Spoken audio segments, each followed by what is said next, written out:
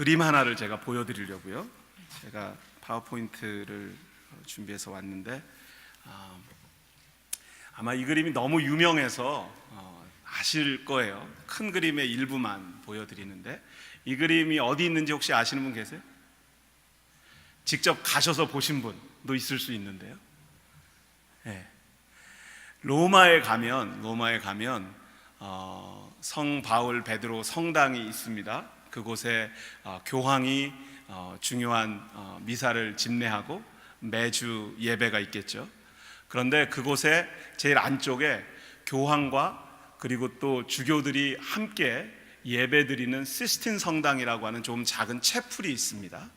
그곳 위에 그려진 천지창조라고 하는 시리즈 그림 중에 한 장면입니다. 그림을 그린 사람은 미켈란젤로고요. 이 그림 중에서 제가 한 부분만 딱 가져왔는데 누가 아담인 것 같아요? 예? 누가 아담인 것 같아요, 여러분? 예, 아담이 벌거벗고 있는 사람이 아담인 것 같아요. 하나님을 벌거벗고 있게 하면 안 된다고 생각했으니까 그 당시에. 예. 그런데 그 손가락 끄트머리를 한번 보시겠어요? 예. 아담의 손가락과 그 반대편에 있는 이미지를 이제 하나님을 형상화한 그림인데, 미켈란젤로가 그 손가락의 모양이 어떻게 되어 있는지 한번 여러분 보실 수 있으시죠? 네. 어때요? 아담의 손가락에 힘이 들어가 있습니까? 안 들어가 있습니까? 힘이 없죠. 네. 그러면 반대편의 손가락은 하나님의 손가락이거든요. 하나님의 손가락은 어때요? 힘이 들어가 있어요. 그런데 지금 하나님의 손가락이 아담을 향해서 어떻게 리치하고 있는 것 같아요? 어떻게 지금 손을 뻗치고 있는 것 같아요? 아담을 잡으려고, 아담에게 생명을 주려고, 아담을 향해서 간절히 나아가려고 하는 듯한 그 마음이 그 손가락 힘에 딱 실려 있지 않습니까? 네. 그림 하나에 무엇을 형상화할 수 있을지 참 많은 것들이 담겨 있을 수 있는데, 미켈란젤로라고 하는 이 천재 화가가 천지창조의 그림 중에 아담의 창조 이 그림 부분에서 하나님의 손가락과 아담의 손가락을 대비한 것은 정말 놀라운 교훈을 우리에게 가르쳐 주고 있다고 저는 믿습니다. 요한계시록 3장 20절 말씀입니다. 혹시 성경을 가지고 계신 분은 성경을 찾으셔도 좋고요. 제가 어떤 본문은 파워포인트에 올려놓은 본문도 있습니다. 그런데 우리 다 같이 한번 같이 읽어보겠습니다. 요한계시록 3장 20절 말씀입니다. 시작. 볼지어다 내가 문 밖에 서서 두드리노니 누구든지 내 음성을 듣고 문을 열면 내가 그에게로 들어가 그와 더불어 먹고 그는 나와 더불어 먹으리라. 아멘. 지금 예수님께서 내가 문 밖에 서서 두드리노니 내 음성을 듣고 문을 열면 내가 들어가서 그와 더불어 먹고 그는 나와 더불어 먹으리라 라고 하는 그 예수님의 간절한 마음, 우리를 만나고 싶은 마음이 요한계시록 3장 20절에 표현되어 있습니다. 그런데 종종 이런 질문을 받게 됩니다. 그런데 하나님께서 그렇게 나를 향하여, 우리를 향하여 간절히 만나고 싶으신 분인데 나는 그 하나님이 느껴지지 않습니다. 그 하나님을 만나는 것이 쉽지 않습니다. 하나님께서 내게 음성을 들려주지 않습니다. 그 하나님이 나는 믿어지지 않습니다 라고 고백하는 분들이 종종 있게 됩니다. 하나님을 만나려면 이라고 하는 질문을 가지고 저는 참 오랫동안 씨름해 왔습니다. 여러분, 오늘은 제 개인적인 이야기를 조금, 금요일날 저녁에 다행히 적당히 나와주셔서 감사합니다. 너무 많이 와 계시면 제가 제 부끄러운 얘기를 다 고백하는 것이 창피해서 사실은 오늘 아침에도 다시 말씀 준비하면서 이야기를 어디서부터 꺼내야 되나 고민을 했었는데, 하나님께서 때에 따라 우리에게 필요한 말씀을 또 공급해 주시는 것처럼 오늘 저녁에 오신 분들은 제가 저의 좀 부끄럽고 창피한 이야기를 하더라도 다 이해해 주실 만한 분들이 오신 것 같아요. 그래서 제가 조금 자신감을 얻어서 여러분의 표정을 보니까 이게 좀 유명한 부흥 강사가 아니어도, 설교자가 아니어도 은혜를 받으시려고, 은혜 받고 싶으셔서 오신 것 같아서 제 이야기를 좀 잠깐 나누려고 합니다. 저는 목회 평생 하신 아버지를 모시고 태어났죠. 제가 어렸을 때. 저희 아버지는 45년 동안 성결교회에서 한국에서 목회를 하시고 은퇴를 하셨습니다. 첫 13년 목양지는 전북, 그 당시에는 익산군 춘포면 쌍정리였는데 지금은 이리는 익산시가 되고 전주하고 익산시가 서로 다 커져가지고 그 사이에 샌드위치처럼 된 동네가 됐지만, 예전에는 하루에 버스가 한 4번밖에 안 쓰는, 1번 국도에 있지만 아스팔트 포장도 제일 늦게 된 그런 동네에서 태어나서 자랐습니다. 14년 동안 아버지는 시골교회에서 교회 건축을 2번이나 하셨고 성도들로부터 참 많은 사랑을 받으셨던 목회자였습니다. 그래서 그 사랑을 저도 덩달아서 그냥 우리 아버지 아들이기 때문에 그냥 받으면서 자랐습니다. 우리 집사님, 권사님들이 얼마나 저를 예뻐해 주셨는지, 또 그 사랑 받는 것 때문에 저는 교회에서 사는 것이, 교회에서 노는 것이, 교회에서 생활하는 것이 너무 좋았습니다. 그래서 한 가지 꼭 부탁드리고 싶은 말씀은, 뉴난 한인교회 아이들이 많이 있죠. 그 아이들을 무슨 일이 있더라도 사랑해 주시기를 간절히 부탁드립니다. 사랑받을 만한 자격이 있어서가 아니라, 사랑받을 만한 말과 행동을 항상 하기 때문이 아니라, 그냥 하나님의 아들과 딸 그 형상을 닮은 아이들이니까 그냥 사랑해 주셨으면, 제가 그렇게 사랑을 받고 자랐기 때문에 여러분도 그런 사랑을 좀 주셨으면 합니다. 특별히 우리 남목사님 새 따님들을 그렇게 사랑해 주시면 더 감사할 것 같긴 하고요. 그런데 저는 국민학교 다녔는데 국민학교 4학년 때쯤에 저희 아버지가 전주라고 하는 도시로, 조금 중간쯤 되는 사이즈 도시에 가서 교회를 처음 개척을 하셨습니다. 교회를 개척하고 나니까 어려운 일들이 많이 있으셨던 것 같아요. 저는 잘 어렸으니까 잘 몰랐는데, 그런데 참 공교로운 것은 저희 어머니와 제가 기억하고 있는 것이 전혀 다르다는 것입니다. 저는 그 아버지가 교회를 개척하셨을 그 당시에 집에 한번 쌀이 똑 떨어진 날이 있었습니다. 어느 날 아침 일어났는데 아침밥이 없어요. 아침밥이 없는 거는 문제가 아닌데, 그렇게 아침밥 먹고 싶어 하지 않았으니까 도시락이 없는 거예요. 4학년 때였으니까 뭘 좀 알긴 아는 것 같기도 하고 좀 창피하기도 하고, 평상시 같으면 제가 그 당시엔 양은 도시락 다 쓰고 다닐 때였으니까 도시락 뚜껑 딱 열어가지고 교실을 돌아다니면서 밥과 반찬들을 다 수거해서 제 거는 친구들한테 주고 저는 친구들 걸 다 뺏어 먹던 천연덕스러운 아이였는데, 그날은 그렇게 할 수가 없었어요. 왜냐하면 저한테 도시락이 없었으니까요. 그리고 그날 점심시간이 됐는데 제가 어떻게 할 수가 없는 거예요. 배도 고프고 창피하고 쪽팔린다고 그런 표현 사용하죠. 그래가지고 이런 말씀이 안 되는데, 아무튼 그날 운동장에 나갔더니 꼭 그럴 때는 영화에 나오는 것처럼 수도대는 왜 그 운동장 반대편에 있는지, 운동장을 먼지를 날리면서 열심히 뛰어가서 수도꼭지를 열고 정말 배가 터지도록 물을 마셨습니다. 그리고 그날 제 마음속에 이런 다짐을 합니다. 나는 죽어도 목사는 안 한다. 그런데 그 시기를 저희 어머니는 이렇게 기억하십니다. 정말 힘들고 어려웠을 때 어느 누구도, 왜냐하면 저희가 5식구, 저희 식구가 5이거든요. 그렇게 5식구가 개척 멤버예요. 교인들 한 명도 없이 개척을 시작하셨거든요. 그러니까 처음에 후원해 준 교회도 있었고 쌀을 공급해 주신 분도 있었겠지만 어쩌다 보니까 쌀이 떨어진 날도 있었겠죠.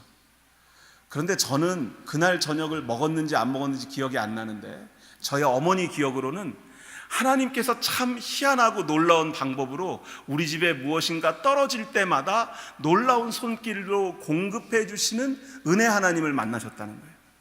그래서 저희 어머니는 도시락을 싸주지 못한 날을 기억하지 못하세요. 왜냐하면 그날 저녁에 분명히 밥을 먹기는 먹은 것 같아요. 누군가 그날 오후쯤에 쌀을 가지고 와서 저희 집 식구들이 저녁 식사를 먹을 수 있도록 분명히 해 주신, 그렇게 저희를 먹이고 입히신 하나님의 손길이 있었을 거예요. 그런데 그 아들인 저는 그렇게, 그날 하루만 그랬던 것이 아니라 수없이 많은 쌀이 떨어진 날이, 순간이 있었을 텐데, 저희 어머니는 쌀을 공급하신 하나님을 기억하고 저는 도시락을 싸가지고 가지 못한 그날 하루를 기억합니다. 어떻게 했어요? 제 안에 상처가 조금씩 자라기 시작하죠. 그리고 조금씩 커가니까 교회에서는 목사들은 이렇게 해야지 저렇게 해야지 이렇게 굉장히 제가 하지 않아야 될 말과 행동이 많다는 사실을 알게도 되고 눈치도 보게 되고, 교회는 그렇게 제가 즐겨 찾는 곳이 되지 않았습니다. 중학교 때 연합수련회 가서 은혜도 받고, 그리고 그때 제 죄를 종이에 적어서 그 모닥불 안에 집어 던진 다음에, 그리고 나서 제가 죄사함에 간절한 기도를 한 다음에 제 마음에 확신이 있었을 때 한쪽에 가서 앉으면 선생님이, 전도사님들이 저희 발을 씻겨주시는 그런 세족식 순서를 가졌습니다. 그때 저는 처음으로 제가 인격적으로 예수님을 그리스도로 고백하는 경험도 있었습니다.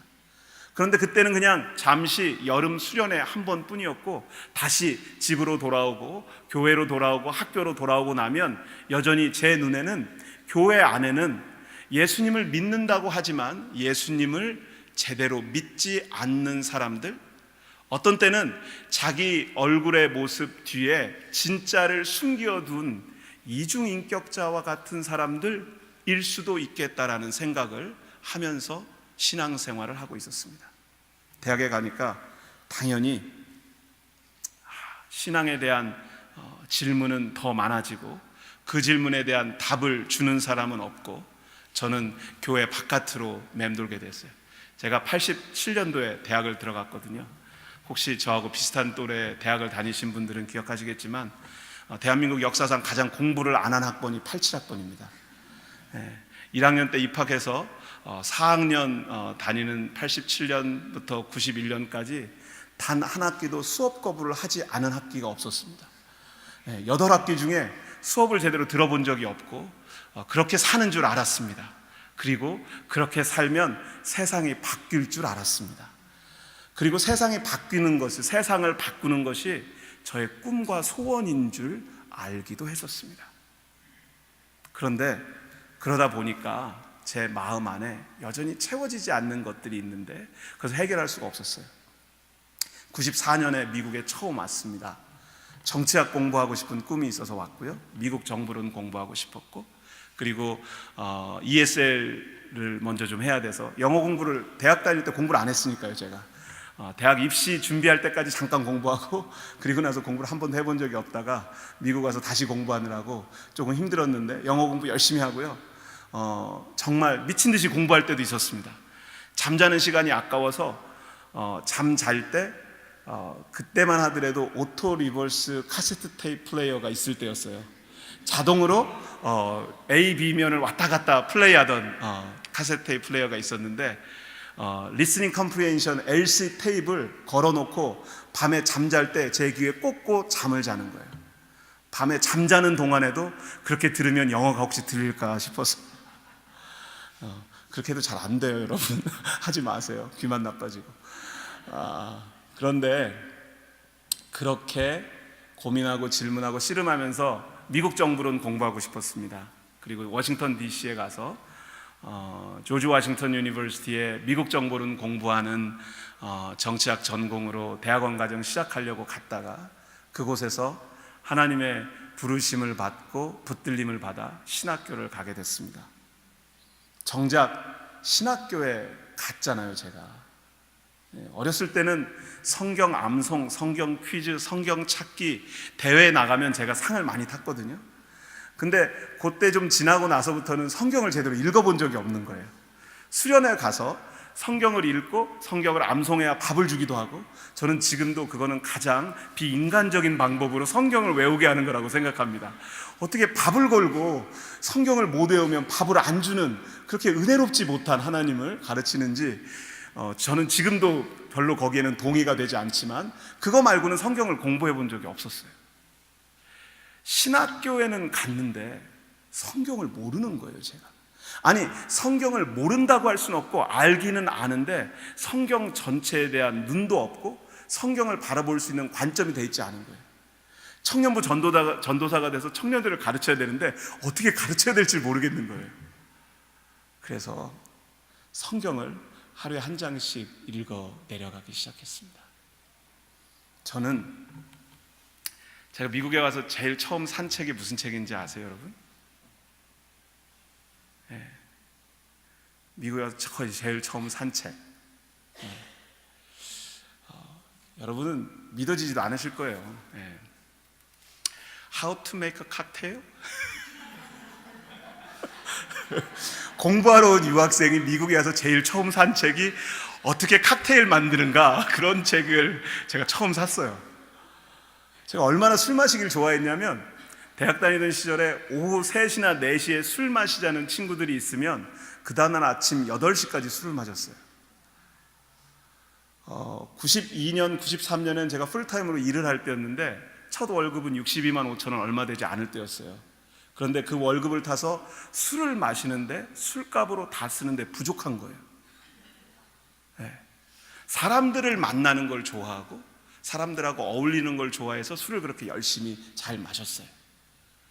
그래서 저는 또 성경을 읽을 때마다 술에 대한 문제가 나올 때마다 제가 한 번씩 꼭 확인해 봅니다. 술을 마시지 말라고 써있나? 취하지 말라고 써있나? 근데 어디를 봐도 마시지 말라고는 안 써있고 취하지 말라고만 써있는 거예요. 그래서 제가 신학교를 다니던 전도사님들에게 그런 챌린지를 도전을 한 적도 있었어요. 아니, 술을 취하지 않으면 되지 마시지 말라는 얘기가 없는데 왜 자꾸 마시지 말라고 성경을 율법적으로 가르치느냐고 전도사님들께 도전하기도 했었습니다. 그랬던 제가 술 마시는데 항상 그게 너무 자유로웠어요, 저는. 그리고 자부할 수가 있었어요. 한 번도 필름이 끊겨본 적이 없어요, 제가. 웃으시는 분들은 다 수상한 분들이에요. 그런 경험이 있거나 그걸 바로 옆에서 보았거나. 한 번도 필름이 끊겨본 적이 없어서. 그리고 제가 대학을 자전거를 타고 집에서 통학을 좀 한 2년 했었는데, 그리고 잘 정상적인 생활을 제가 하고 있다고 저는 생각하고 있었거든요. 신학교에 딱 들어갔는데도 여전히 그게 바뀌지 않은 거예요. 그런데 어느 날 성경을 하루에 한 장씩 쭉 읽어 내려가는데, 신약에서 시작해서 읽어 내려가는데 고린도전서 3장 16절 17절에 이런 구절을 만나게 된 거예요. 한번 여러분 같이 읽을까요? 시작. 너희는 너희가 하나님의 성전인 것과 하나님의 성령이 너희 안에 계시는 것을 알지 못하느냐. 그런데 이 말씀을 읽었는데 왜 갑자기 술을 마시면 안 된다는 생각이 들었을까요? 갑자기 망치로 제 머리를 한 대 심하게 두들겨 맞는 느낌이었어요, 이 말씀을 읽는데. 이 말씀을 제가 처음 읽은 것도 아니고 이 말씀을 모르던 말씀도 아니고 이 말씀을 예전에 토론한 적도 기억이 있었어요, 대학생 때. 그런데 이 말씀이 갑자기 제 가슴에 확 들어오게 된 거예요. 그리고 갑자기 깨달아진 게 있어요. 너희가 나구나. 그러니까 다른 너희가 아니고 나구나, 나. 내가 하나님의 성전인 것과 하나님의 성령이 내 안에 계시는 것을 알지 못하느냐라고 바울이 적은 이 편지의 내용이 하나님의 음성으로 들려지는 거예요. 그날 제 마음속에 한 가지 작은 결심이 생겼는데, 나는 술을 마시면 안 되겠구나. 왜냐면 내 안에 내가 하나님의 성전이고 내 안에 하나님의 성령이 계신데 술을 이렇게 붓는 게 제가 그냥 머리가 그렇게 좋지는 않지만 합리적인 것 같지가 않더라고요. 그렇지만 그렇게 술을 좋아하던 사람이 금방 마음이 고쳐지나요? 그런 깨달음은 왔는데 아직 그런 확신으로 실천으로 옮겨지기가 쉽지 않잖아요. 며칠 안 돼서 고린도전서 6장 순서가 됐는데 이런 말씀이 다시 나오는 거예요. 너희 몸은 성령의 전인 줄을 알지 못하느냐? 너희는 너희 자신의 것이 아니라. 나의 몸이 내 것이 아니구나. 하나님의 것이구나. 이 구절을 제 아내는 너무 좋아합니다. 결혼해가지고 몸무게도 늘고 4년 전에 디스크도 왔었고 당신은 당신의 몸이 성년의 전인 것을 알지 못하느냐? 라고 저한테 자꾸 도전하면서 살도 빼고 운동도 열심히 해야 되고 하나님의 성령이 머무는 곳으로 당신의 몸을 잘 관리해야 된다. 그렇게 제 아내가 자꾸 저희가 이 말씀을 혹시라도 잊어버릴까봐 리마인드를 시켜줍니다. 근데 한 가지 제가 여러분께 더 고백해야 될 게 있어요. 제가 대학교 2학년 때 아주 친한 후배가 데모를 하다가 최루탄이 이 후배 앞에서 터졌는데 눈을 실명한 후배가 있었어요. 그래서 그 뒤로 아무튼 제가 데모하는데 맨 앞장서 있기도 하고 그 후배를 생각할 때마다 정말 제 마음 안에 막 분노가 많이 넘쳤던 것 같아요. 그 당시에.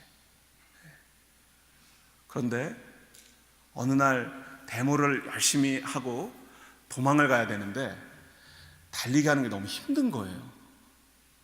그래서 제가 그 당시에 담배도 피고 있었거든요. 제 마음에 어떤 생각이 들었냐면 데모를 더 열심히 잘하기 위해서 담배를 끊어야 되겠다.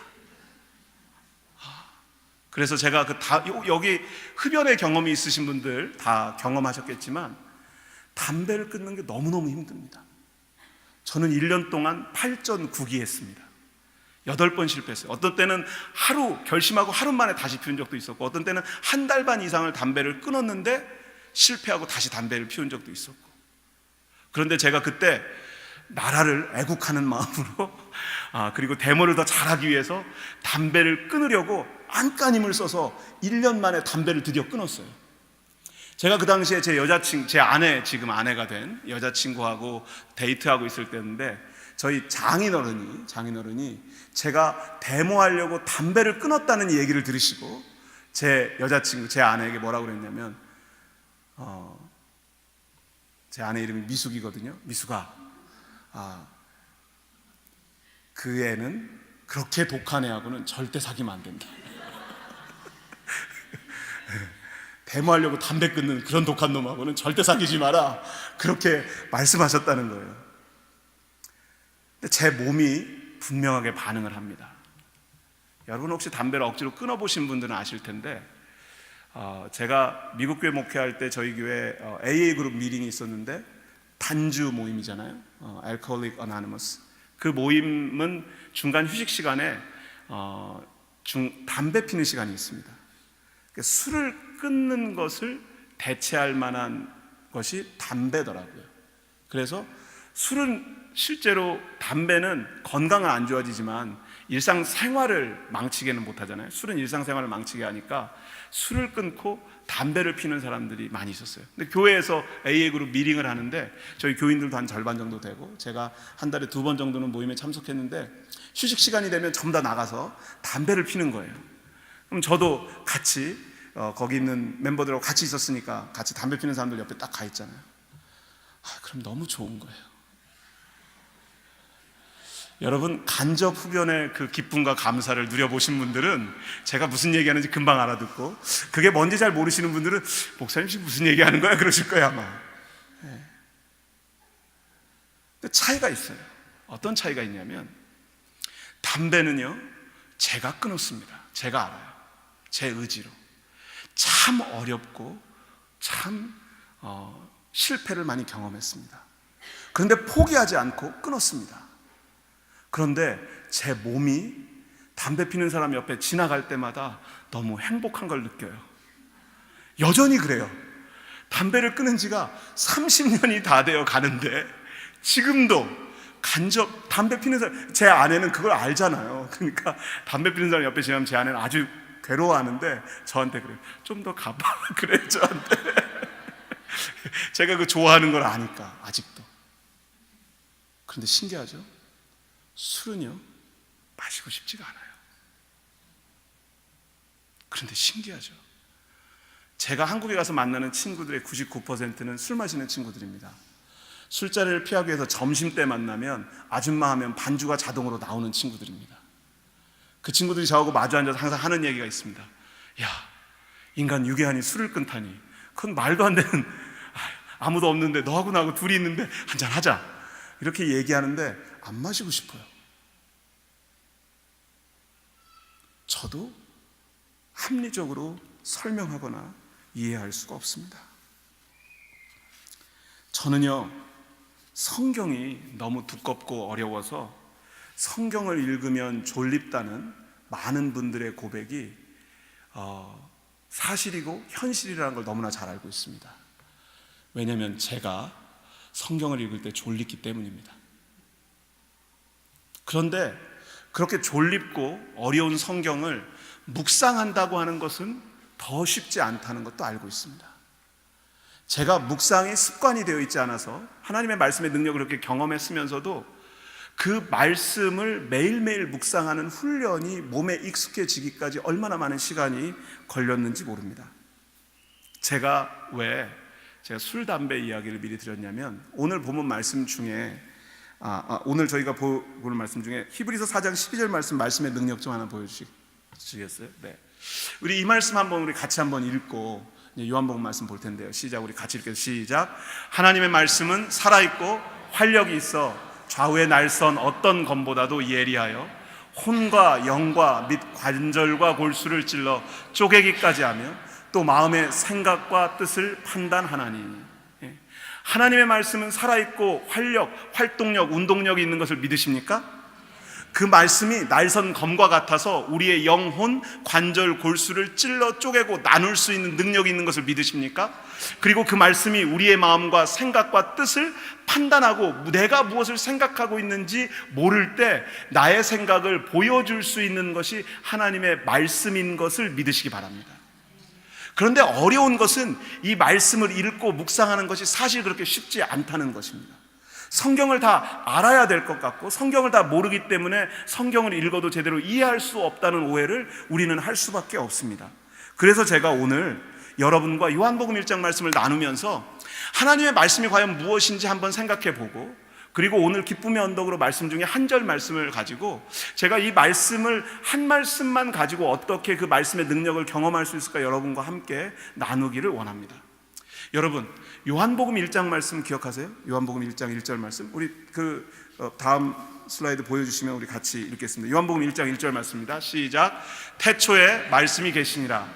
이 말씀이 하나님과 함께 계셨으니 이 말씀은 곧 하나님이시니라. 여기 말씀이라고 하는 단어는 로고스라고 하는 히라버를 쓰는데 그 뜻에 대해서 여러 가지 구구절절을 설명을 할 수 있습니다. 진리, 논리, 유추, 근거 여러 가지 얘기를 할 수 있습니다.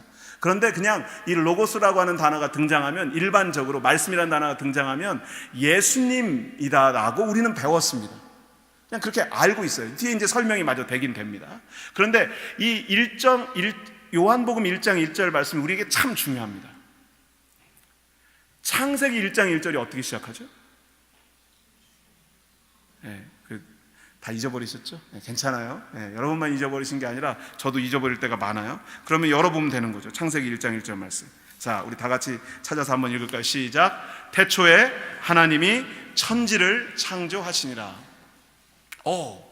태초라고 하는 단어가 영어로는 in the beginning이라고 써놨는데 요한복음 1장에도 나오고 창세기 1장에도 나오네요.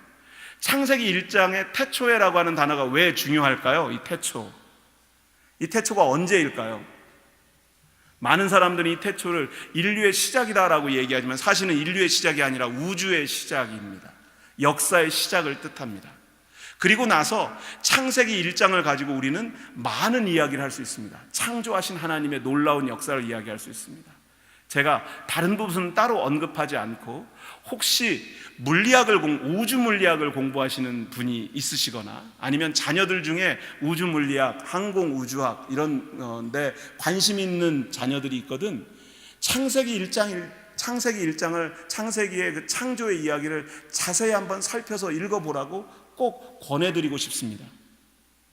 여러분, 첫째 날 뭘 창조하신 하나님이? 이렇게 협력이 잘 안 돼서 오늘 진도 나가기 힘들 것 같은데요.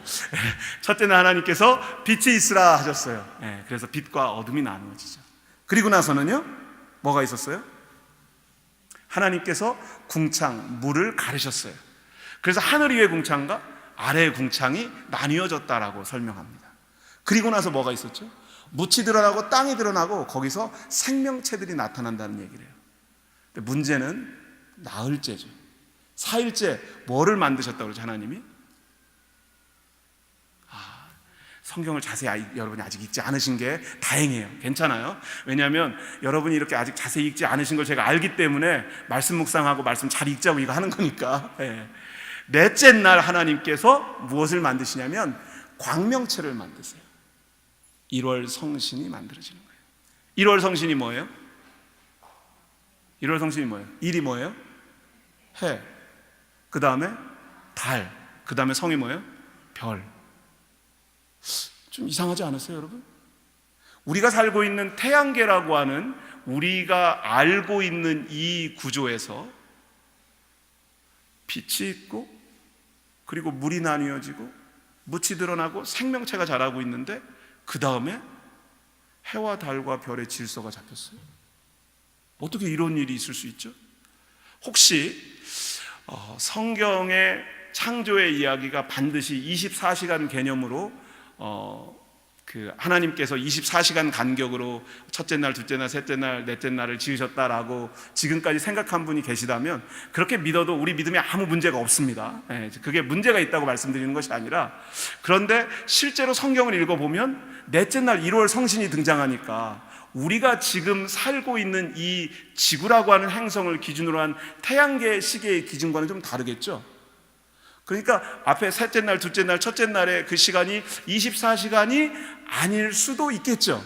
제가 아니라는 얘기는 아니고 그래가지고 제가 언제 한번 얘기를 했더니 우리 목사님은 24시간 하루의 개념을 믿지 않으시는 이상한 목사님이라고 얘기하는 분이 계셨는데, 아니, 제가 그걸 믿지 못하겠다는 게 아니라 합리적으로 설명했을 때 창조의 이야기를 자세히 살펴보면 1월 성신이 넷째 날 시작되니까 24시간 개념은 그때 시작되지 않았을까라고 제가 추측한다는 거죠. 그러면 첫째 날, 둘째 날, 셋째 날에 일어난 일이 어떤 일일까요? 저는 그것이 우주의 창조의 과정이었다고 개인적으로 생각하는 거예요. 여러분은 각자 다르게 생각하셔도 아무 상관이 없어요, 우리 믿음에. 하지만 제가 드리고 싶은 말씀은 이 태초에라고 하는 시간의 개념은 우리가 생각하고 있는 시간의 개념보다 훨씬 더 크고 웅장한 것일 수 있다는 것과 우리의 이해와 우리의 생각의 범주를 뛰어넘는 것일 수 있다고 하는 사실을 기억하시라는 겁니다. 그런 분이 어떤 분이냐면 하나님이라는 거예요. 그런 분이 우리가 상상할 수 있는 우리 인간의 시간의 개념을 뛰어넘는 분이 하나님이시라는 거예요. 그런데 그 창세기 1장의 이야기를 이제 요한복음 1장으로 연결시켜서 그 태초에 뭐가 있다고요? 말씀이 계시니라. 왜 우리가 말씀을 읽고 말씀을 묵상하고 말씀을 깨닫고 말씀이 하나님의 말씀이라고 믿고 하나님의 말씀이 이 안에 담겨 있다라고 고백하는지 태초부터 있었기 때문에 그렇다는 거예요. 태초부터. 역사 이전부터 있었다는 거예요. 많은 영어 번역이나 현대어 성경들은 사실은 in the beginning was the word라고 하는 개념을 before the in the beginning 이런 표현을 사용하기도 합니다. 그러니까 태초 이전에 말씀이 계셨다라고 번역하는 성경들도 있습니다. 자, 태초의 말씀이로 너무 길어져서 그 다음 넘어가야 되니까요. 태초에 말씀이 계시니라. 오케이, 제가 이제 거기 얘기했어요. 이 말씀이 누구와 함께 계셨어요? 하나님과 함께 계셨어요. 자, 이 말씀이 하나님과 함께 계셨으니까 말씀이 분명히 독립된 인격체 같이 들려져요. 그렇죠? 하나님과 말씀은 분명히 다른 인격체처럼 보여지죠? 네, 그렇죠. 그래서 제가 영어로 밑에다 써놓은 거예요. And the word was with God. 그러니까 the word하고 God, 하나님은 분명히 다른 존재로 존재하고 있었어요. 근데 문제는 그 다음 구절이에요. 이 말씀은 곧 하나님이시니라. 로고스가 논리라고 이야기하고 진리라고 그 뜻을 가지고 있다고 얘기하는데, 저는 첫 번째 구절부터 도저히 요한복음 1장 1절은 논리적이지 않은 비논리적인 구조를 가지고 있다고 생각합니다. 자, 다시 한번 읽어보죠. 태초에 말씀이 계시니라. 이 말씀이 하나님과 함께 계셨으니 이 말씀은 곧 하나님이시니라. 물론 여기 계신 많은 분들, 금요일 저녁부터 말씀 집회에 오신 분들은 이 말씀이 예수님이라고 배웠어요, 우리가. 그죠? 그러니까 태초에 예수님이 계셨다 이렇게 집어넣으니까 금방 해결이 돼요. 그죠? 그리고 이 예수님이 하나님과 함께 계셨으니 삼일째 하나님이 처음부터 계셨지, 그걸 설명하고 있구나. 이 예수님은 곧 하나님이시니라. 이것도 말이 된다라고 우리는 예수를 믿으니까 고백하는 거죠. 예수를 처음 믿고 싶은 이들에게 요한복음 1장을 이 쓰여있는 본문 그대로 보여주면 난 도대체 이게 무슨 말인지 모르겠어 라는 반응이 나올 수밖에 없는 거죠. 그래서 조금 더 살펴봐야 됩니다. 자, 1장 2절 말씀은요, 그 요한복음 1장 2절 말씀은 똑같은 말씀이에요. 그가 태초에 하나님과 함께 계셨고. 자, 3절 말씀 보겠습니다. 3절 말씀. 3절 말씀이 슬라이드에 있습니다. 우리 같이 함께 읽겠습니다. 시작. 만물이 그로 말미암아 지은 바 되었으니 지은 것이 하나도 그가 없이는 된 것이 없느니라. 아멘. 만물이 그로 말미암아. 여기 그는요, 여기 보니까 분명히 힘이라고 히라고 이렇게 받고 있거든요. 3인칭 대명사를 사용하고 있으니까 하나님 가시라고 하는 단어와 분명히 인격적으로 분리된 독립체인 예수님을 뜻하는 것을 알고 있어요. 그러니까 본문 말씀은 간단하게 설명하면 만물 모든 것이 그로 말미암아 예수님으로 말미암아 지은 바 되었다. 지은 것이 하나도 그가 없이는 된 것이 없느니라. 이 구절이 중요한데요. 영어 그 Amplified라는 성경 번역이 있는데 혹시 영어 성경을 자녀들과 함께 읽기를 원하시면 New Living Translation 같은 쉬운 번역본으로 시작하시고 그 다음에 자녀들이 하이스쿨 정도 가면 NRSV나 ESV 같은 좀 더 문자적 번역에 충실한 영어 번역을 사용하는 것이 좋습니다. 성경을 읽는데. 그런데 제가 개인적으로 성경 공부하면서 Amplified Bible을 좋아하는 이유는 다양한 가능성의 단어들 이 안에 다 집어넣어 놓습니다. Amplified Bible은 가로를 쳐서. 근데 1장 3절은 가로까지는 넣지 않았지만 앞에 우리가 설명한 것보다 조금 더 넓게 표현해 두고 있어요. All things were made and came into existence through him. 여기는 모든 것이 예수님을 통해서 그로 말미암아서 존재하게 되었다라고 설명하고 있어요. 그러니까 지은 바 되었다라고도 되어 있지만 존재하게 되었다는 거예요. 그런데 And without him not even one thing was made that has come into being. 보세요. 앞에 건 다 과거형인데 맨 뒷부분 made that has come into being 이라고 되어 있는 부분은 현재 완료형으로 되어 있어요. 제가 여러분보다 영어를 잘해서 지금 설명을 드리는 게 아니라 무슨 설명을 드리고 싶으냐면 모든 만물이 예수님을 통해서 지어졌는데 이 세상에 있는 어떤 것 한 가지도 예수님이 없다면 만들어질 수가 없고 현재도 존재할 수 없다라고 되어 있다는 거예요. 그런데 not even one thing, 어느 것 한 가지도 라고 하는 이 표현 안에 저와 여러분도 포함되어 있다는 거예요. 이것이 그냥 하나님께서 우주를 질서를 잡으시고 우주를 창조하시고 세상에 있는 것들을 다 창조하셨다라는 의미 플러스 Not even one thing was made. 저와 여러분 이곳에 있는 우리 모두를 단 한 사람도 예수님 없이는 창조될 수 없었고 현재도 존재할 수 없다라고 이야기하고 있어요. 왜 말씀을 우리가 읽고 묵상해야 되냐면 말씀은요 예수님이시기 때문입니다. 그 예수님은 역사 이전부터 존재하셨기 때문입니다. 그런데 그분이 하나님과 함께 계셨을 뿐만 아니라 그분을 통해서 모든 것이 지어졌고 그리고 그분이 없었다면 이 세상에 어느 것 하나 존재할 수 없었는데 내가 가장 사랑하는 나의 아내와 나의 자녀, 아이들까지도 예수님이 없었다면 이 세상에 태어날 수도 없었고 지금 현재 진행형으로 존재할 수도 없다는 것입니다. 그래서 저는요 요한복음 1장 말씀을 한 절 한 절 떼고 단어 하나 이렇게 떼어가면서 곱씹어보고 또 곱씹어볼 필요가 있다고 생각해요. 그런데 그 다음 절이요 4절 말씀이거든요. 4절 말씀에 이렇게 되어 있어요. 우리 같이 읽을까요? 시작. 그 안에 생명이 있었으니 이 생명은 사람들의 빛이라.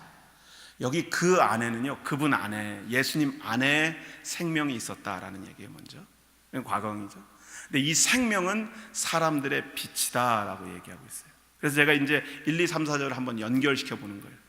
태초에 이거 태초라고 하는 단어를 시작이라고 바꿀 수 있어요. 시작, 그죠? 시작할 때. 근데 시작할 때 예수님이 계셨다라고 일반적으로 번역해 있거든요. 이 말씀이 말씀이 있었다라고 번역해요. 근데 제가 이렇게 보니까 was가요, 특별히 성경책에서 동사의 존재를 표현하는 is나 was나 뭐 am이나 이런 동사들이 존재하면 실제로 히브리 사람들은 과거, 현재, 미래를 동시에 사용했습니다. 그러니까 동사 안에 시제를 문맥에 따라서 판단할 수 있었지, 지금 영어처럼 과거형이나 현재형이나 미래형이나 우리가 확인할 수가 없었어요. 그러니까 이것이 어떻게 되냐면 태초에 말씀이 계시니라가 태초에 말씀이 지금도 계신다도 되는 거예요. 어떻게 되면 in the beginning was the world도 되지만 in the beginning is the world도 되는 거예요. 근데 문제는 is라고 하는 단어를 현재형으로 사용하게 되면 태초는 말씀이다가 되는 거예요. 그렇죠? 그냥 영어 써 있는 대로 제가 그대로 설명을 하면 태초는 말씀이다, 시작이 말씀이다. 그런데 그 예수님을 통해서 우리가 모두 다 존재할 수 있게 되었다, 창조되었다. 그런데 그 예수님이 말씀이신 예수님이 처음부터 시작이 예수님이셨는데 그 예수님의 생명이 사람 속에 들어오면 빛을 발할 수 있게 된다라는 얘기예요. 창세기 2장 7절에 이런 구절이 있죠. 생기를 그 코에 불어넣으시니 사람이 생명이 된지라. 하나님께서 사람을 지으시고 그 코에 생기를 불어넣으셨어요. 그랬더니 그때부터 living being, 생명, 살아있는 존재가 되었다는 얘기예요. 그러니까 우리가 사람이 그냥 사람이 아니고요, 하나님의 형상을 따라 지음받은, 창세기 1장 26, 27절 이하에 따르면 하나님의 형상을 따라 지음받은 몸인데 우리 안에 하나님의 생명이 들어오게 되어서 우리는 살아있는 존재가 되었다는 이야기가 요한복음 1장 4절에는 그 안에 생명이 있었으니 이 생명은 사람들의 빛이라 라고 설명하는 거예요. 제가 무슨 말씀을 드리고 싶냐면요, 예수님의 생명이 우리 안에 들어오면 빛이 드러나게 되어 있는 걸 믿으시기 바랍니다. 예수님이 우리 안에 들어올 때만 그것이 가능해요. 예수님이 우리 안에 들어오지 않으시면 우리는 살아있는 존재인 것 같지만 실제로는 살아있는 존재가 아니에요. 왜냐하면 여러분, 자녀들을 키우면서 다 느끼지 않으셨어요? 아이들이 철이 들어간다라는 이야기를 하잖아요. 그렇죠? 아이들이 철이 들어간다. 저는 아이들이 철이 들어간다는 표현을 하나님의 형상이 회복되어지는 과정이다라고 설명을 하고 싶습니다.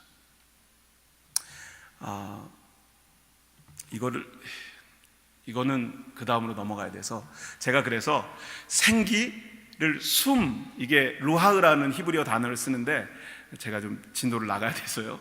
숨이 들어오면 우리 안에 예수님의 숨이 들어오면 빛이 된다. 빛의 역할을 감당할 수 있게 된다. 우리 아이들, 어린아이들이잖아요. 근데 그 아이들이요, 주일학교에서 이렇게 말씀 배우고 그럴 때 보면 딴짓하는 아이들이 굉장히 많습니다. 전혀 안 듣는 것 같아요. 그런데 참 희한하죠. 목사인 저는 제가 지난 주일날 설교한 내용을 잊어버릴 때도 있어요. 며칠 채 지나지 않아서. 근데 아이들은요, 딴짓하면서도 주일학교에서 선생님들이 가르치는 내용을 다 듣습니다. 어떻게 그걸 다 듣고 기억하는지 이해할 수가 없어요. 저는 분명히 딴짓하고 친구하고 놀고 있었거든요. 그런데 그 말씀을 다 듣고 있어요.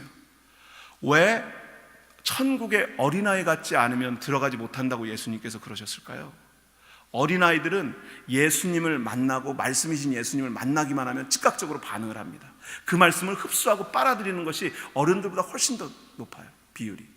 그런데 그렇다고 해서 아이들이 어른들의 역할을 처음부터 잘할 수 있는 게 아니에요. 그 말씀이 들어가서 이 아이들 속에서 빛이 되기 위한 훈련의 과정이 있는 거예요.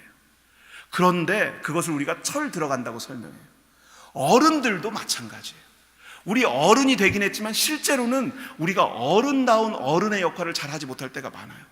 왜 그럴까? 제가 곰곰이 생각해보고 제가 신앙생활하면서 교회 안에서 이런저런 경우들을 만나게 될 때마다 진짜 우리 안에 예수님의 예수님의 생명이 살아있지 않을 때 우리는 사람 역할을 제대로 못하는 거예요. 사람 노릇을. 그렇게 되면 실망하기 쉽고, 그렇게 되면 상처받기 쉽고, 상처를 주기도 쉽고, 그렇게 되면 예수님이 내 안에 없으면 예수님과 함께 생활하는 것이 너무 힘들어요. 여러분, 제가 여러분하고 요한복음 1장에 이제 14절 말씀 한 절만 더 보고 오늘 본문 보려고 하는데요. 요한복음 1장 14절 말씀은 너무나 잘 아는 구절인데 이 앞부분 하나만 보면 돼요. 뭐라고 써 있어요? 말씀이 육신이 되어 And the word became flesh, 이렇게 돼 있어요. 이 구절을 보통 신학자들은 성육신의 사건을 표현하고 있다. 이게 뭐냐면 하나님이 육신을 입고 사람의 모습으로 오신 것을 이렇게 표현했다고 이야기합니다. 그러니까 말씀이 예수님이니까 예수님이 육신이 되어 이 땅에 오셨다라는 거예요.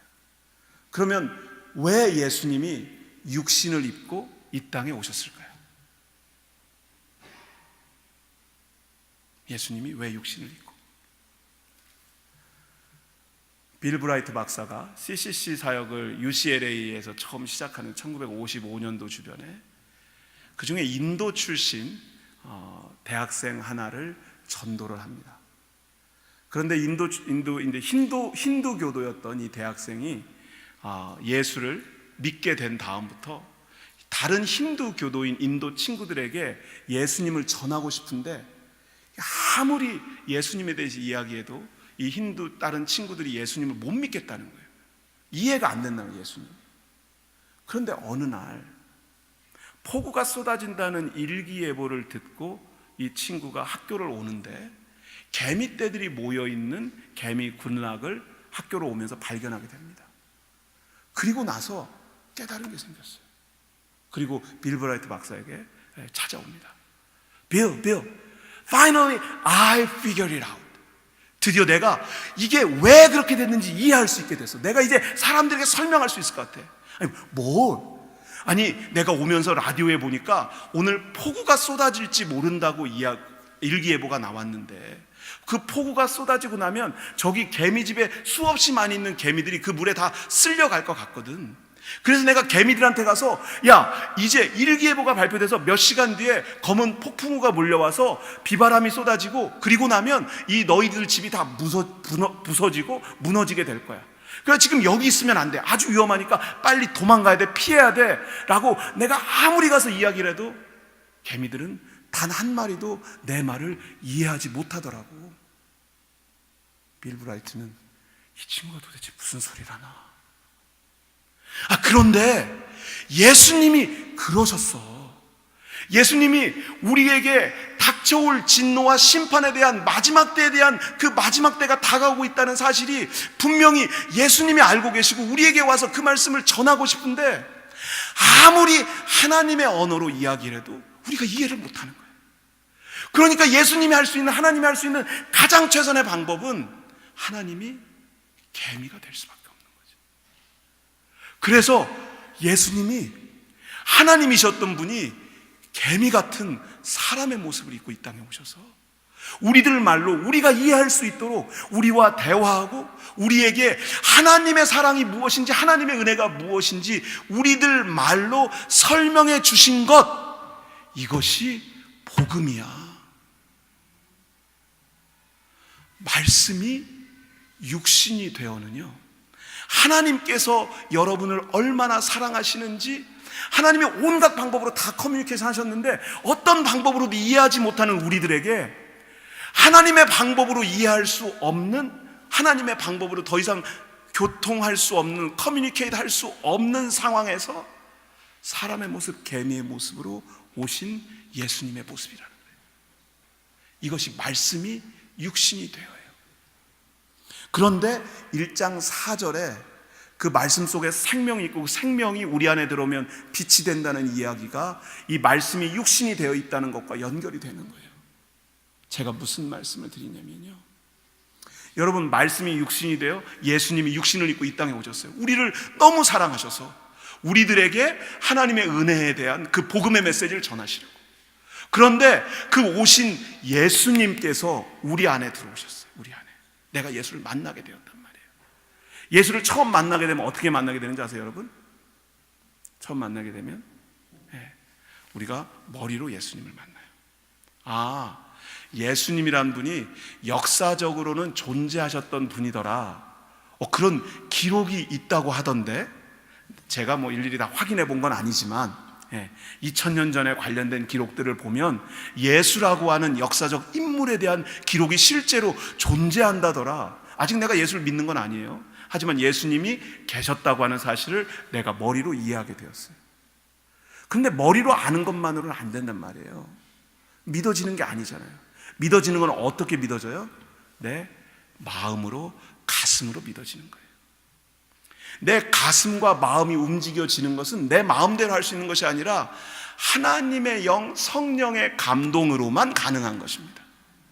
그러니까 우리 주변에 있는 사람들에게 복음을 막 전하는데 아직 개미들이기 때문에 우리들 이야기가 제대로 이해가 안 될 때가 있거나, 아니면 우리가 개미들의 말을 제대로 이해를 못해서 그들이 잘 이해할 수 있도록 설명을 못하는 경우가 있을 수도 있어요. 예수 믿는 사람들이. 제가 예수 안 믿는 분들을 무시해서가 아니라 이 개념에서 설명을 하자면 그렇다는 거예요. 그런데 예수님은 개미가 되셨잖아요. 그럼 우리는 어떻게 돼야 돼요? 우리도 개미가 되는 게 당연한 거예요. 어떻게 되어지는 거예요? 머리로 알았는데 가슴으로 믿어졌다면 손과 발이 움직이기 시작해야 예수님을 내가 믿는다고 하는 것을 옆에 있는 사람이 볼 수 있게 되는 거예요. 이것이 말씀이 육신이 되는 거예요. 단순히 하나님께서만, 예수님께서만 육신을 입고 이 땅에 오신 것이 아니라 예수님의 말씀이 예수를 믿는 사람들의 머리와 가슴을 지나 손과 발로 움직여지면 말씀이 어떻게 돼요? 육신이 되는 거죠. 드디어 사람들이 볼 수 있는 것으로, 예수 믿더니 사람들이 좀 바뀌었어, 그런 이야기 들을 때 있지 않습니까, 여러분?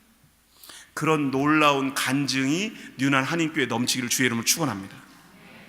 제가 중국 삼자교회에서 처음으로 유학을 왔던 고동욱 목사님을 알아요. 이 목사님은 하얼빈보다 더 위쪽에 아주 추운 동네 시골에서 목회를 하셨는데 20년 전에 오셨을 때 제가 하도 못 살게 굴어가지고 중국으로 다시 돌아가셨습니다. 제가 중국에 대한 중국 공산당, 중국 교회 이런 거에 대한 질문을 너무 많이 해가지고 저를 만날 때마다 피곤하셨던 모양이에요.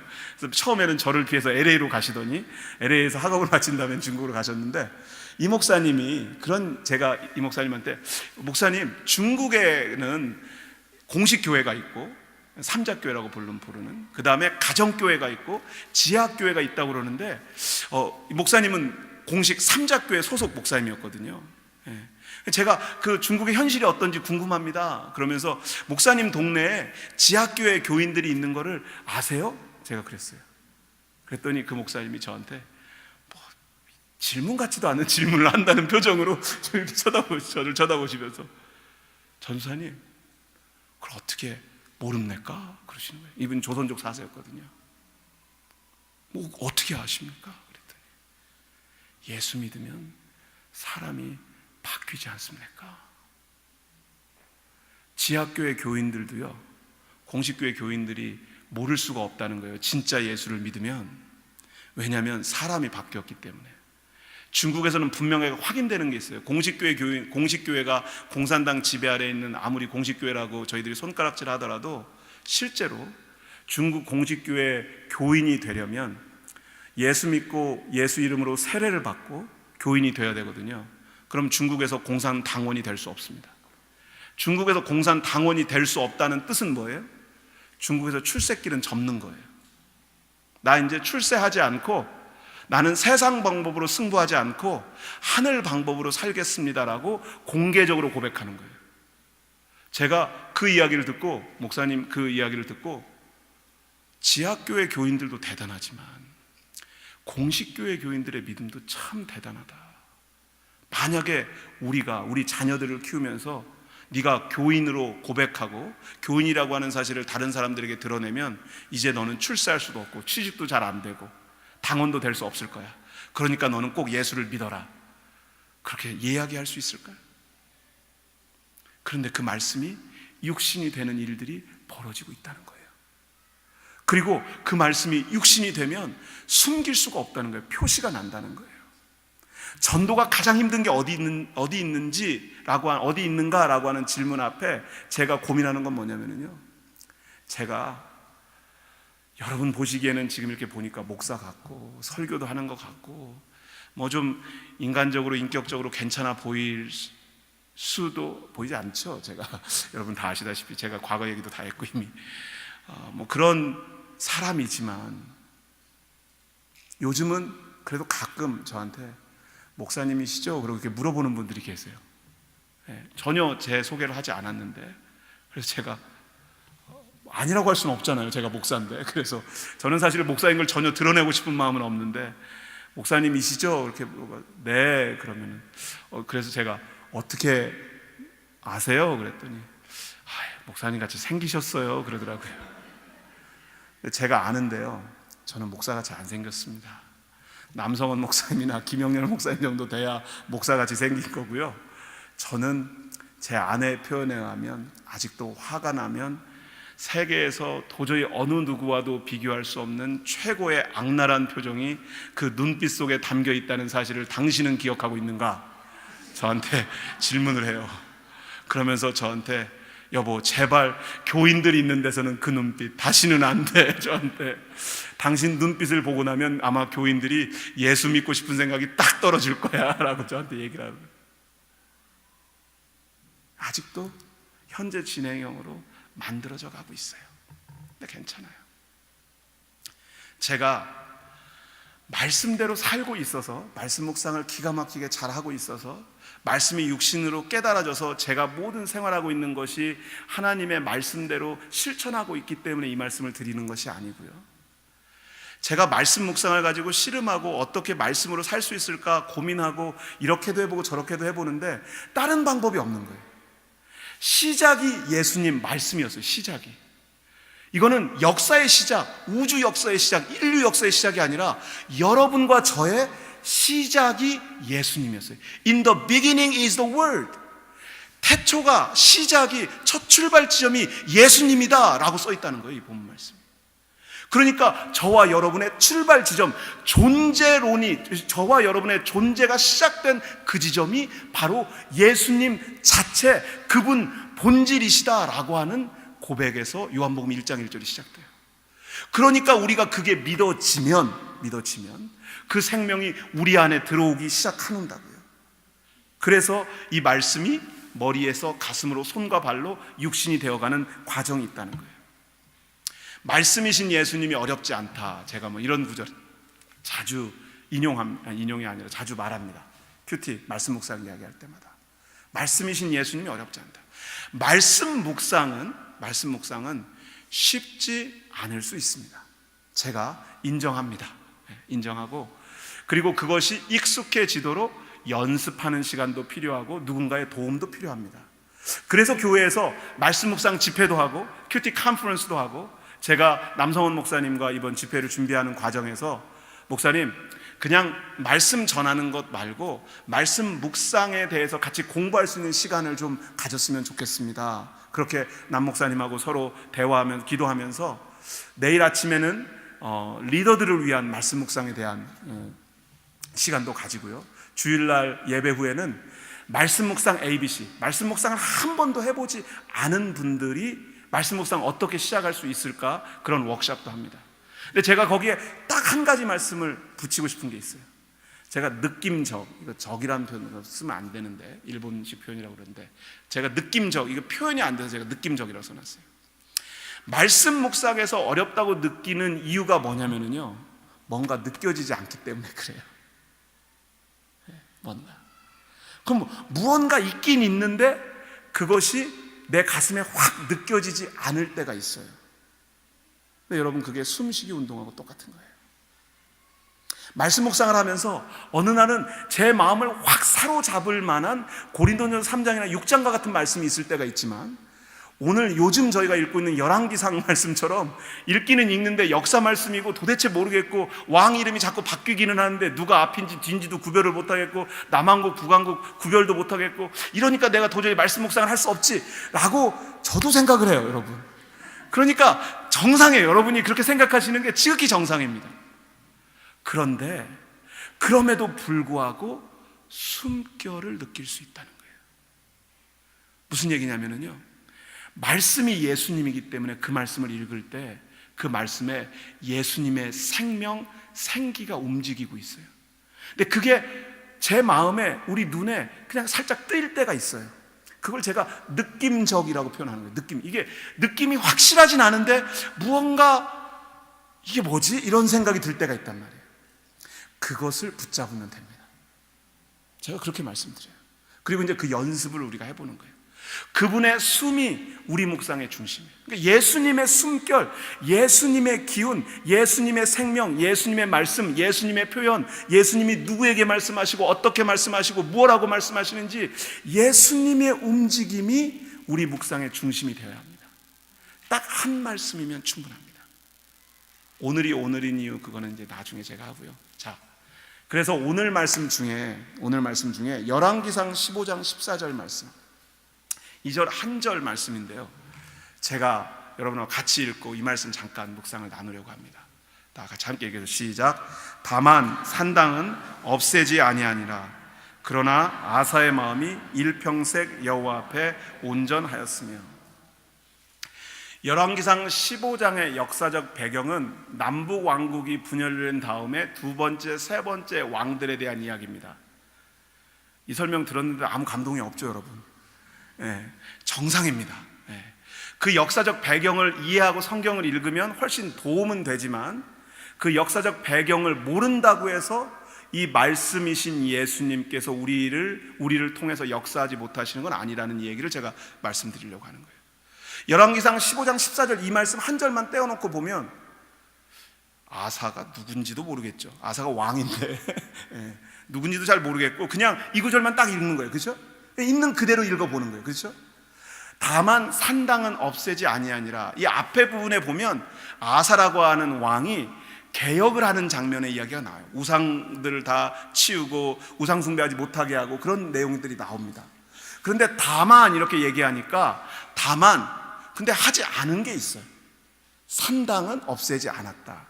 이거는 느낌적으로 보니까 좋은 것 같진 않아요. 그죠? 무슨 내용인지 잘 모르지만 느낌적으로 이거 별로 좋은 것 같진 않아요. 그런데 그러나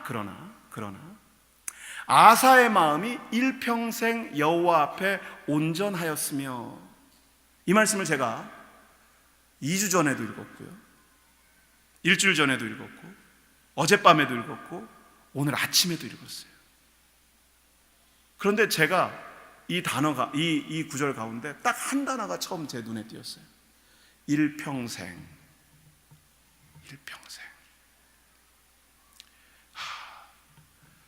일평생, 평생 한 마음을 지킨다고 하는 것이 쉬운 일이 아니죠. 그렇죠?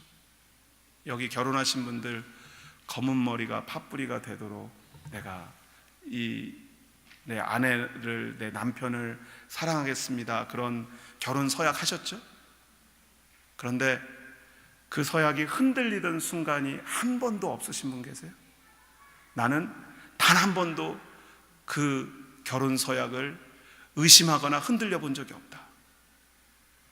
그럼 참 다행입니다. 근데 저도 흔들린 적이 있어서 저도 힘들 때가 있어서, 제 아내가 목사 사모고 참 좋은 사람인데요, 저를 괴롭게 할 때가 있어요. 이런 얘기야 제 아내가 없으니까 제가 하죠. 제 아내가 있으면 이런 얘기를 제가 어떻게 하겠습니까, 감히. 그런데 일평생 그 마음을 지킨다고 하는 게 쉬운 일이 아니에요.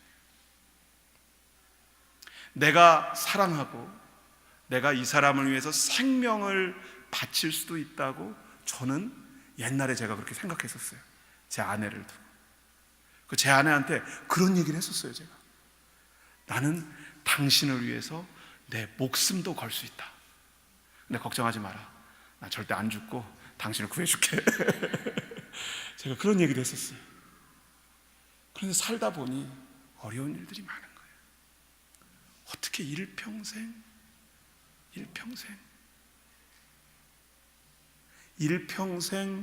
온전할 수 있을까? 그런데요, 제가 오늘 아침에는 영어 성경을 좀 보고 싶더라고요.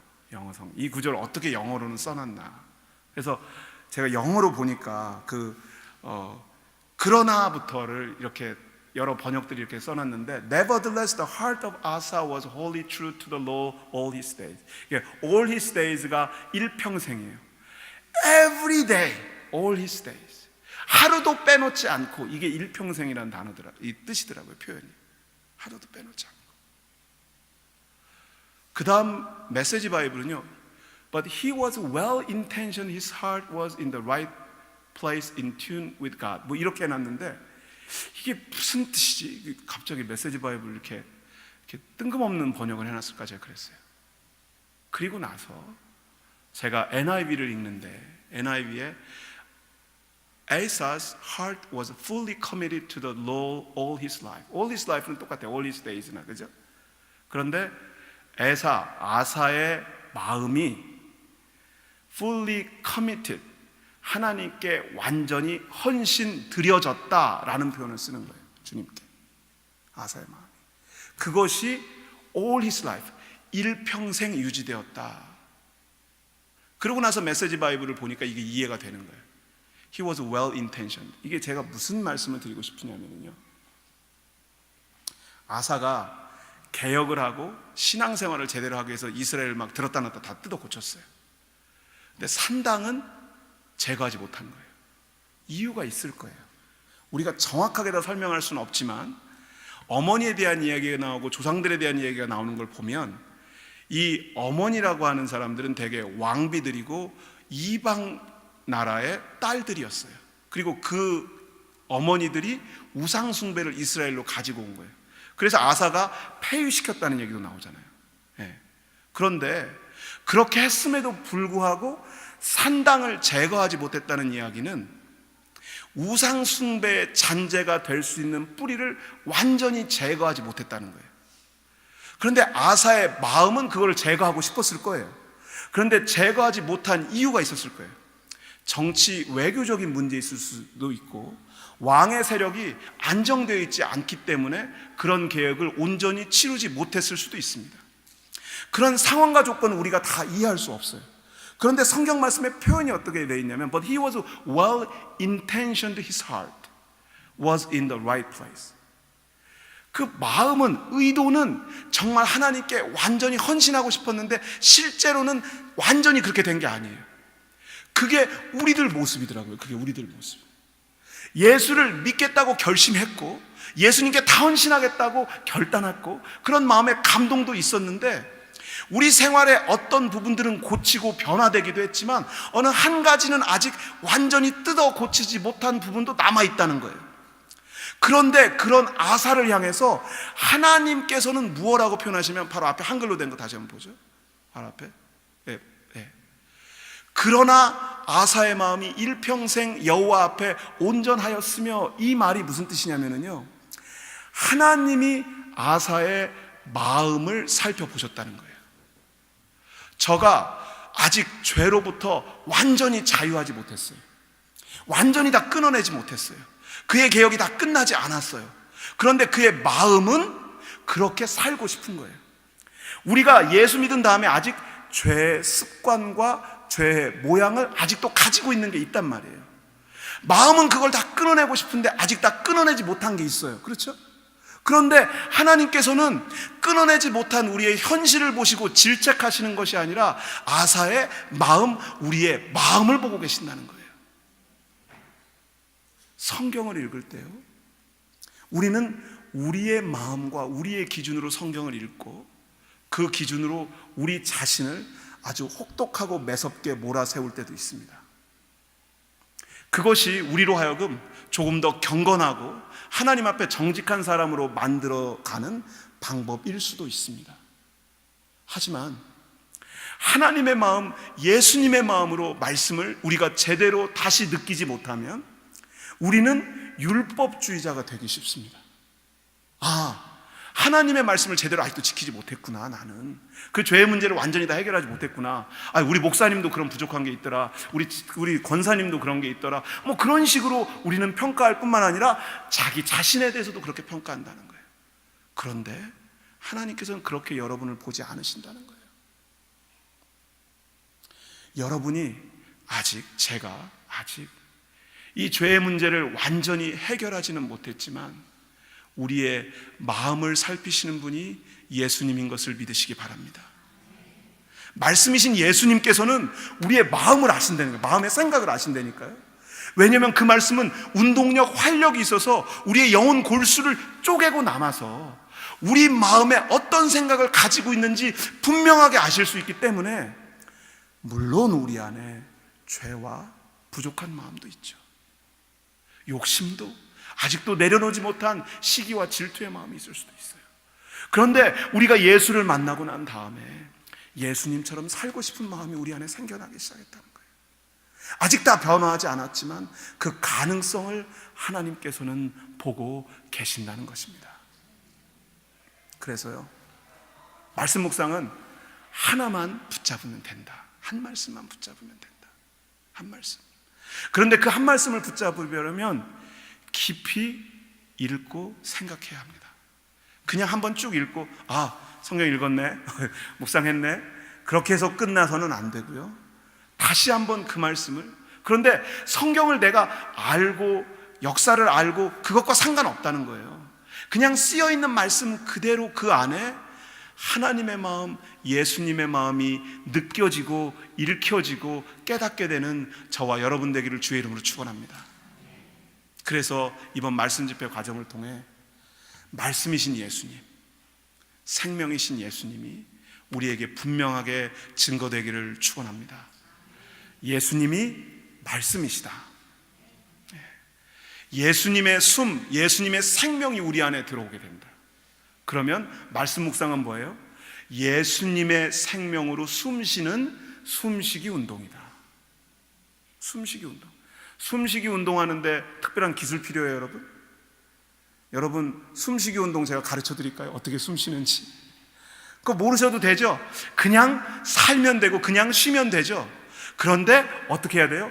예수님의 말씀이 들어오도록 해야 돼요. 그런데 많은 말씀들과 많은 단어들, 많은 정보와 많은 내용들이 있는데 그 중에 딱 한 말씀, 한 단어면 족합니다. 저는요, 평생에, 일평생에 그 단어 한 구절 때문에 아사의 마음, 하나님의 마음, 예수님의 마음을 느낄 수 있었습니다. 그래서 여러분을 초대하는 거예요, 그 자리로.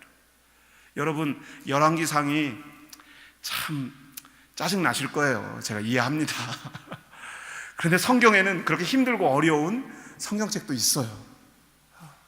그런데 성경이 어렵고 힘들다고 해서 그 말씀이신 예수님께서 우리에게 말씀하지 않으시는 건 아닙니다. 이번 말씀 집회를 통해서 말씀이신 예수님께서 여러분의 귀에, 여러분의 마음에, 그리고 여러분의 손과 발에 새로운 생명 되시기를 주의 이름으로 간절히 기도합니다. 기도하겠습니다.